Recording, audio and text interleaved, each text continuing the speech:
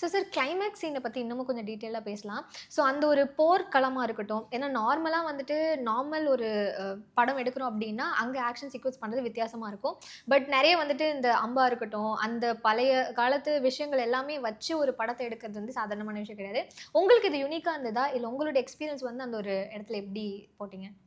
அது ஒரு ஒரு ரொம்ப இன்ட்ரெஸ்டிங்கான சீக்வென்ஸ் தான் அது. ம். ஸோ பிகாஸ் அத விட மேஜர்லி இன்னும் டீட்டெயிலா சொல்லணும்னா, அ அந்த வெப்பன்ஸ் எல்லாமே இந்த ட்ரைப்ஸ் நீங்க கிளைமேக்ஸ்ல பார்க்குற வெப்பன்ஸு அ மேஜர் ஒரு பர்ட்டிகுலர் கேரக்டர்ஸுங்க எல்லாம் அவங்களோட யூனிக் வெப்பன்ஸ் என்ன இருக்கோ அதான் யூஸ் ம், ம். பண்ணிட்டுருப்பாங்க. மிச்ச ஒரு 80% of the tribes they use இவங்க இந்த ஆப்போசிட் கேங்கோட வெப்பன்ஸ் தான் யூஸ் பண்ணிட்டுருப்பாங்க. பிகாஸ் ஓ! ஏன்னா அது நீங்க ப ஃப ஃபர்ஸ்ட் ஹாஃப்ல நீங்க பார்த்தீங்கன்னா, அவங்க ஒரு பிசினஸ் பண்ணுவாங்க. ஸோ ஹீரோ ஆமா. அவங்கலாம்.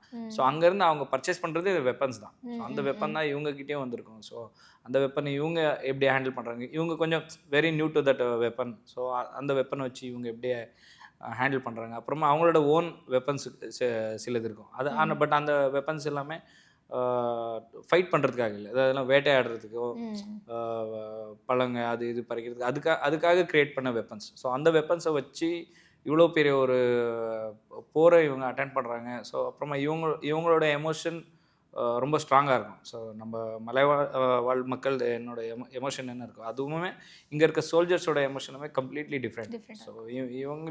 இவங்களோட ஜாப் ராஜா சொல்லியிருக்கான் அது பண்ணணும். இவங்களது அப்படி இல்ல. ம். அவங்களோட உரிமைக்காக உரிமை. அவங்க போராடுறாங்க. ஸோ அந்த எமோஷன்ஸ அ ரொம்ப யூனிக்கா இருந்துச்சு. ஸோ ம். அந்த அந்த விஷயத்துல choreography was very easy. So okay. அந்த அந்த எமோஷன் நம்ம ஃபீல் பண்ணோம்னா, ஆட்டோமேட்டிக்கா ம். அத டெலிவர் பண்ணிடலாம். ஓகே. அண்ட் ஆல்சோ அந்த சீன்ல வந்து நெறைய கிரவுட் இருக்கிற மாரி இருக்கும். அதையும் ம். ஹேண்டில் பண்ற மாரி இருக்கும்.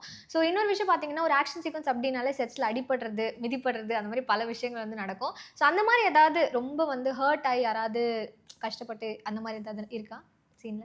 ஸோ ரொம்ப அடிபட்டு எல்லாம் மேக்ஸிமம் ஹீரோக்கு தான். ஓகே. ஸோ வேற ஃபைட்டர்ஸ்க்கெல்லாம் அடிபடும். அதெல்லாம் காமன். இவ்வளோ பெரிய ஆக்ஷன் சீக்வென்ஸ் பண்ணும்போது ம். அடிபடும். அண்ட் எல்லாம் ரியல் லொகேஷன்ஸ்ல எவ்வளோதான் நம்ம சேஃப்டி மேக்ஸிமம் பார்த்தாலுமே, ஸோ சின்ன சின்ன காயங்கள் படும். பட் எல்லா ஆக்ஷன்ஸ்லயுமே ஹீரோவோட இன்வால்வ்மென்ட் இருக்கிறதுனால, ஸோ அவரு தான் மேக்ஸிமம் ரிஸ்க் டேக்கர். ம், ம். இந்த இந்த சினிமா பொறுத்தவரைக்கும் ரிஷப் சரோட ஹார்ட் ஒர்க்கும் அண்ட் ரிஸ்க் ம், ஃபேக்டரும் ம். நிறையவே இருந்துச்சு.